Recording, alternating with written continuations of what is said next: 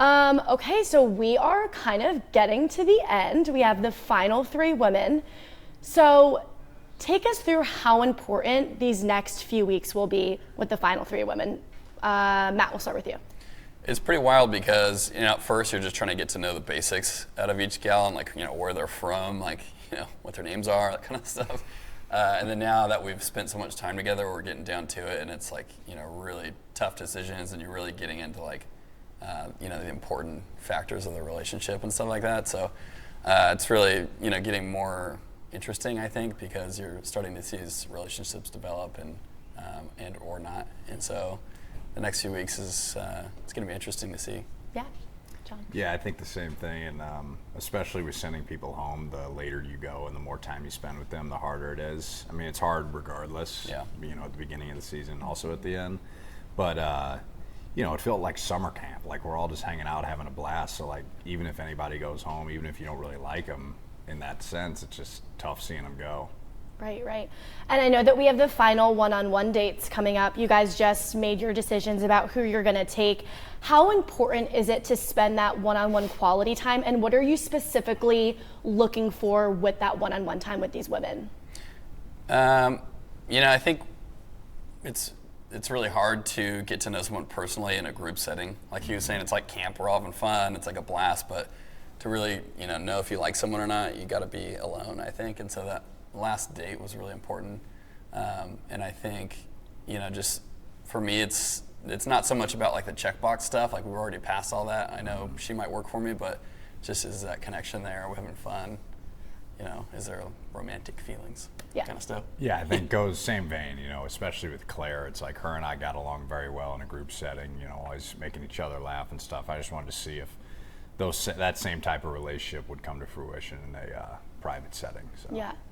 I know, Matt, a lot of the girls would always say, we need more from him, or we need this, I'm looking for more. I feel like they think you finally, turned a corner this past episode and were able to open up a little bit more. What pushed you and made you, do that? Well, I try to bottle up my feelings as much as possible, but unfortunately in this setting, I kind of had to, open up a little bit, I realized. So, just getting down to it, it's all right, I've got 3 girls. In the beginning, I think everyone thought I was reserved or whatnot, but really I was just trying to be cautious. I'm trying to get to know each girl, make sure I'm making the right decision.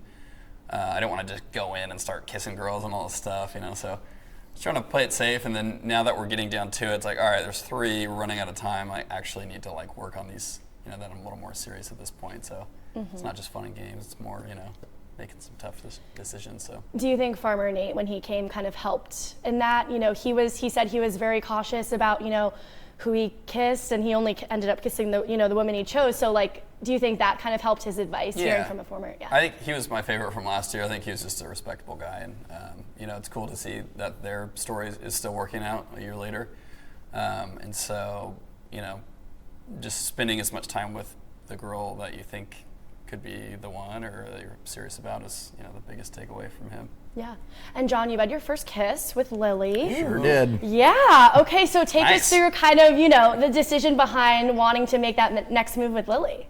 Well, Lily and I's relationship on screen and stuff seemed very romantic and stuff, like a movie, I guess. So I figured it was just kind of right for me to share that first moment with Lily, especially in the setting we did. It was felt like a movie.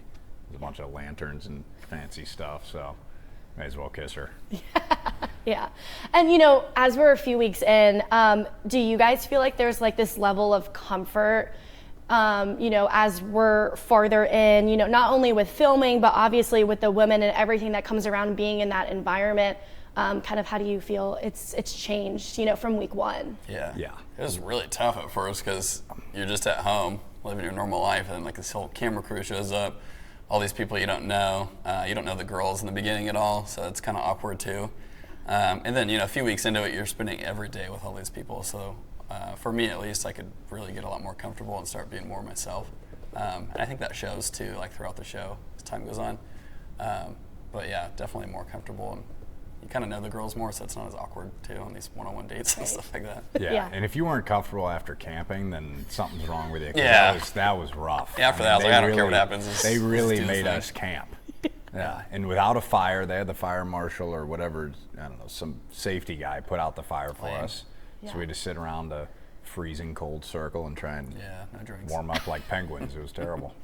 And surrounding the show, I feel like you guys are really great at social media, because I've come across, just scrolling, I see like TikToks and all that stuff. Like, how have you guys been able to use social media to kind of help with the show and the presence? I feel like a lot of people, know you guys through social media as well now. Yeah, I mean, we saw like, Farmer Wants a Wife doesn't have its own Instagram page, so it's like, sometimes would get lost amongst a bunch of other TV shows and everybody's stuff. on social media now. Right, It's so not a secret. it's My like- parents are on there, so that's how you know. Right. That's how you know people are on. And luckily Fox has done a good job at providing us with like assets that we could post and stuff, and like that are tailored for the screen. So I got to give John some credit, though. I think a lot of it has to do with his Oh, TikToks. Big no, TikTok. it doesn't. star, yeah. He's doing well too. The voice of narrating a book or something like that? Thanks to Matt. Yeah. That's my idea. Yeah, he needed help falling asleep. So So you need some credit with it too. exactly. I'm not kind of the brains behind the operation. Oh my gosh, that's awesome. Kind of my last question, what do you guys feel like the biggest lesson you've learned from the show is? That's a tough one. I think authenticity is just, if all else fails, just be who you are. Even if you don't like it, other people will. And I think it's very, very easy to tell through a screen if somebody's faking it. If they're trying to be somebody they're not. So. Yeah, and like online you get a lot of comments from people, a lot of negative stuff and all that. It's like, just stick to your own lane and, it sounds cheesy, but be yourself and don't worry about all that junk, Yeah. Final tease for why people should keep watching the show. Well, I haven't got to see it yet, but I lived it.